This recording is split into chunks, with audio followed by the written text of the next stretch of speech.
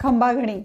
मैं हूँ राधिका सुमानी और कल के वीडियो में हम लोगों ने कक्षा 6 की किताब हमारा राजस्थान का पाठ 1 पढ़ा था, जिसका नाम था राजस्थान एक परिचय। ठीक है, आज हम लोग पढ़ेंगे पाठ 2 जो कि है राजस्थान का इतिहास। तो चलिए वीडियो को शुरू करते हैं और आशा करती हूँ कि कल का वीडियो आप लोगों ने देखा होगा और वो आप लोगों के लिए बहुत हेल्पफुल होगा। अगर आपने नहीं देखा है तो मैं आई बटन में वो वीडियो दे दूँगी, आप उसे ज़रूर से देख लीजिएगा। इसके साथ ही मैंने राजस्थान जीके की तैयारी करने के लिए आप लोगों के साथ एक बुक लिस्ट भी शेयर की है, उसका भी वीडियो है, उसका लिंक भी मैं दे दूँगी, तो वो भी आप देख सकते हैं। ये वीडियोस परीक्षा की तैयारी करने में बहुत हेल्पफुल हैं। तो चलिए पाठ 2 पढ़ लेते हैं जो कि है राजस्थान का इतिहास। अध्याय 2 राजस्थान का इतिहास। चित्तौड़गढ़ जिले के छोटे से गांव भाटौली का छात्र रमेश दीवार पर लगे राजस्थान के मानचित्र को ध्यान से देख रहा था। उसने अपने शिक्षक से प्रश्न किया, सर हमारे राज्य का नाम राजस्थान है तो हमारे क्षेत्र को मेवाड़ क्यों कहते हैं? मेरे मामा जोधपुर रहते हैं पर वो कहते हैं कि हम मारवाड़ में रहते हैं, ऐसा क्यों? शिक्षक ने कहा, रमेश ये मेवाड़ मारवाड़ हमारे क्षेत्र के प्राचीन नाम हैं। राजस्थान जो आज हमें दिखाई देता है, पुराने समय में ये ऐसी राजनीतिक इकाई नहीं था। प्राचीन काल में राजस्थान विभिन्न जनपदों एवं अंचलों में विभक्त था। ये जनपद एवं अंचल भौगोलिक स्थान अथवा वहाँ रहने वाली जाति के नाम से जाने जाते थे, जैसे जांगल, मरु, अर्जुनायन, शिवी, मेवात, हाड़ौती आदि। ये देखिए, ये मानचित्र 2.1 दिया हुआ है, इसके अंदर महाकाव्यकालीन राजस्थान बताया हुआ है। जांगल, मरुकांतर, मत्स्य और शूरसेन के एरियाज बताए हुए हैं। प्राचीन भारत में आर्यों ने छोटी छोटी बस्तियों को मिलाकर अपने अपने राज्य या जनपदों का निर्माण आरंभ किया। महाभारत एवं संहिता ग्रंथों में राजस्थान के कई जनपदों का उल्लेख मिलता है। मरु ऋग्वेद सहित हमारे पौराणिक ग्रंथों रामायण, चरक संहिता, महाभारत एवं बृहत संहिता में मरु प्रदेश का वर्णन आता है।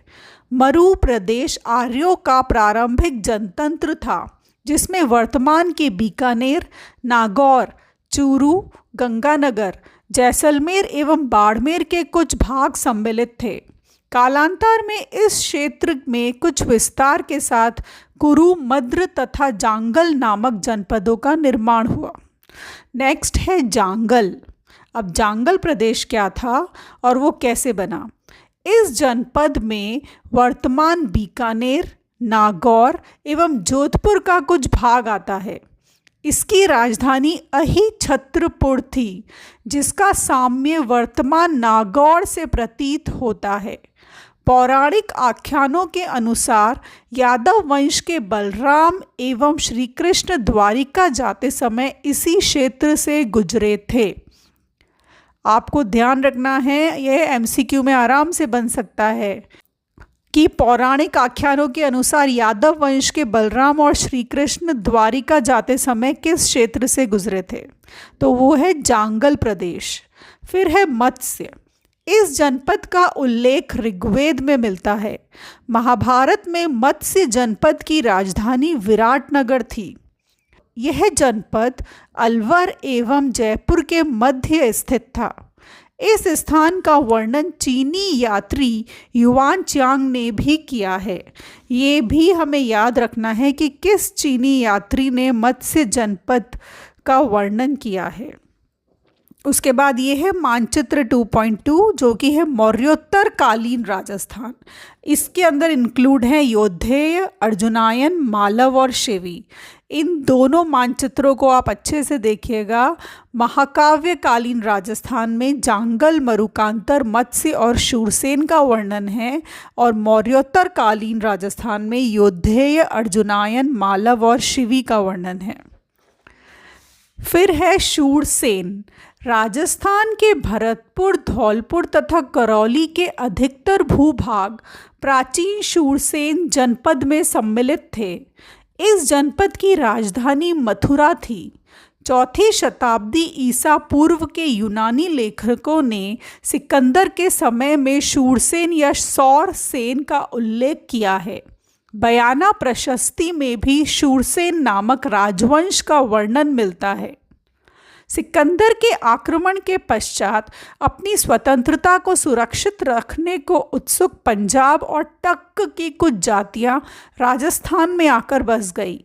इनमें अपने साहस और शौर्य के लिए प्रसिद्ध मालव, शिवी, अर्जुनायन आदि जातियां प्रमुख थी। तो ये हमें ध्यान रखना है कि कौन सी जातियां सिकंदर के आक्रमण के पश्चात राजस्थान में आकर बसी थी। फिर है शिवी। आधुनिक उदयपुर के पूर्व, पश्चिम तथा उत्तर का संभागीय प्रदेश में शिवी जाति ने आधिपत्य स्थापित किया, इसलिए यह शिवी जनपद के नाम से जाना जाता था।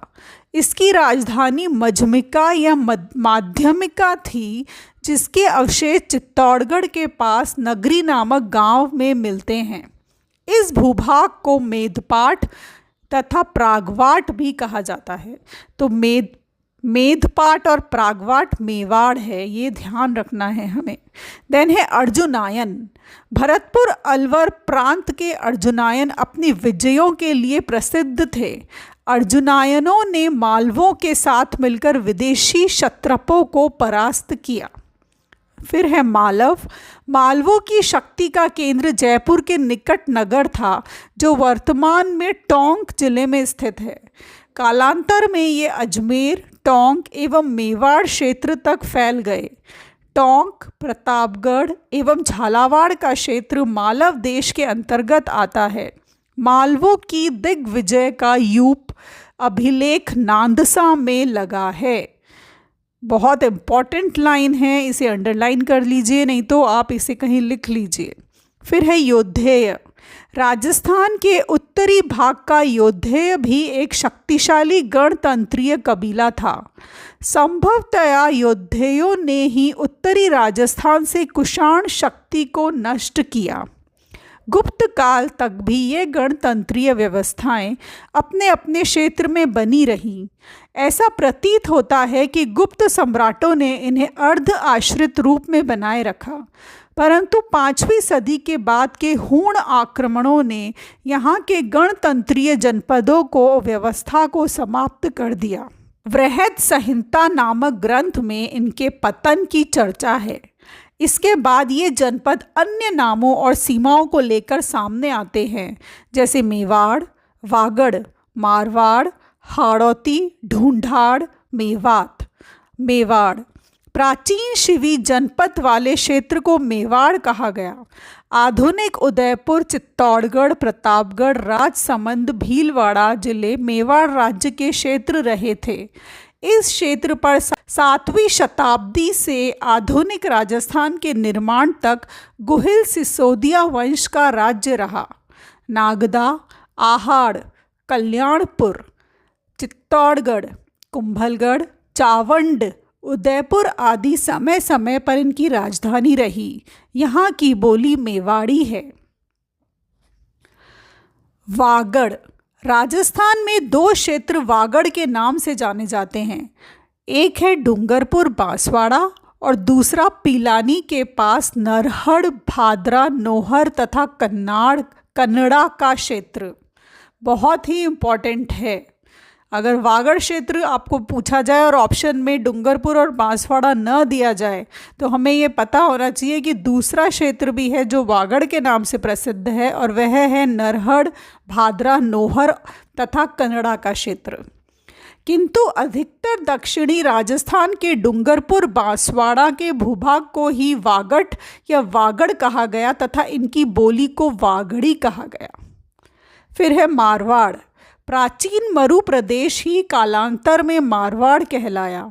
7वीं सदी में इसके मंडोर क्षेत्र पर गुर्जर प्रतिहारों ने शासन किया। बाद में इस क्षेत्र पर राठौड़ वंश का आधिपत्य स्थापित हो गया। हाड़ौती। आधुनिक बूंदी और कोटा का क्षेत्र हाड़ौती कहलाता है। प्राचीन काल में इस भूभाग पर मीणा जनजाति का आधिपत्य था। मीणा वंश का बूंदा के नाम पर ही बूंदी का नामकरण हुआ। कालांतर में चौहान वंश की हाड़ा शाखा ने इस क्षेत्र पर अधिकार कर लिया। तभी से इस भूभाग को एवं यहाँ की बोली को हाड़ौती कहा जाने लगा। ढूंढाड़, जयपुर एवं उसके आसपास का क्षेत्र ढूंढाड़ नाम से प्रसिद्ध रहा है। 12वीं सदी में कछवाहा राजपूतों ने यहाँ की स्थानीय जनजाति के मीणों और बड़ गुर्जरों को परास्त कर अपने राजवंश की नींव डाली। इस क्षेत्र की भाषा ढूंढाड़ी कहलाती है।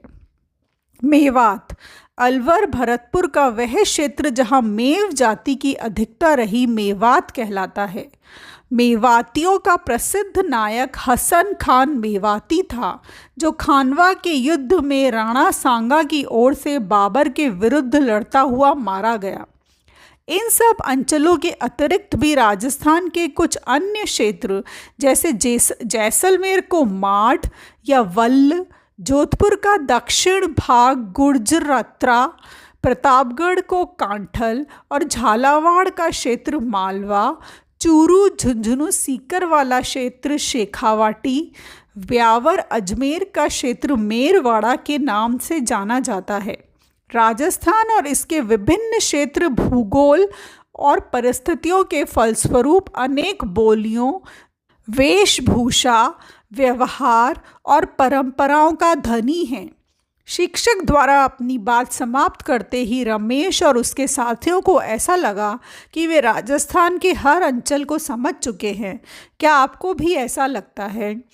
मुझे ऐसा लगता है कि डेफिनेटली ये चैप्टर पढ़ने के बाद राजस्थान के जितने भी जनपद हैं, उनकी जितनी भी बेसिक बातें हैं वो अब आपको क्लियर हो गई होगी, और यहीं से आप इनके नोट्स बना के पढ़ लीजिए। ये सफिशिएंट है।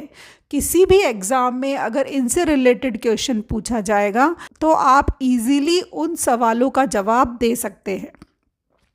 चलिए अब इसकी शब्दावली कर लेते हैं। अंचल क्षेत्र को कहा जाता है। ऋग्वेद प्राचीन ग्रंथ है और प्रथम वेद है। क्षत्रप प्रांत का मुखिया या राज्यपाल और भारत में शक जाति के शासकों हेतु प्रयुक्त किया जाता था। अब इसके जो MCQs हैं, पहला है मत्स्य जनपद की राजधानी। तो मत्स्य जनपद की राजधानी हमने पढ़ी है विराटनगर। उसके बाद है कोटा बूंदी वाला क्षेत्र। कोटा बूंदी वाला क्षेत्र हाड़ौती कहलाता है। ब्यावर अजमेर का क्षेत्र मेरवाड़ा के नाम से जाना जाता है।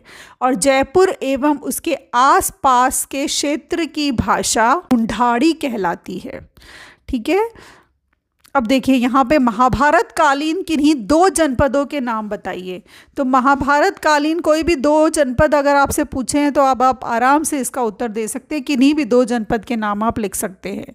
शेखावाटी में कौन कौन से ज़िले आते हैं बताइए। शेखावाटी में आपका था सीकर और झुंझुनू वाला जो क्षेत्र था वो शेखावाटी में आता है। फिर हसन खान मेवाती कौन था? तो हसन खान मेवाती मेवातियों का प्रसिद्ध नायक था जो खानवा के युद्ध में राणा सांगा की ओर से बाबर के विरुद्ध लड़ता हुआ मारा गया था। ठीक है, तो ये है आज का चैप्टर। हाँ जी, तो हमारा पार्ट 2 भी हो गया है। बहुत ही आसान भाषा में था ये पार्ट। मुझे नहीं लगता कि अब जनपद में कोई भी तरह का कोई कन्फ्यूजन होगा। बहुत ईजी लैंग्वेज में लिखा हुआ है और सब कुछ सारी इन्फॉर्मेशन है। आप चाहें तो पिछले साल के पेपर्स जितने भी हैं RPSC के उठा के देख लीजिए, उनमें आप जनपदों का क्वेश्चन सॉल्व कीजिए, इस चैप्टर से आंसर मिल जाएंगे। तो आपको समझ में आ जाएगा कि बाहर से कुछ नहीं पूछा गया, यहीं से ही सब कुछ पूछा गया है। ठीक है, तो ये था हमारा पार्ट 2। अब कल के वीडियो में हम लोग पढ़ेंगे इतिहास जानने के स्रोत। ये भी बहुत इम्पोर्टेंट है, बहुत बड़ा नहीं है और इसमें बहुत सारे लोगों के नाम भी हैं जिन्होंने हमारे इतिहास को नई पहचान दी है। तो वो नाम बहुत इम्पॉर्टेंट है परीक्षा की दृष्टि से। तो कल हम इस किताब का पार्ट 3 पढ़ेंगे, इतिहास जानने के स्रोत। आशा करती हूँ आज का चैप्टर आपको क्लियर हो गया होगा। अगर आपको वीडियो पसंद आ रहा है, ये जो कंटेंट है वो समझ में आ रहा है, तो प्लीज़ चैनल को सब्सक्राइब कीजिए और वीडियो को लाइक कीजिए और कमेंट करके बताइए कि आप इसमें और किस तरह से आप इसे पढ़ना चाहेंगे। तो कल मिलती हूँ आपसे, तब तक के लिए all the very best to all of you.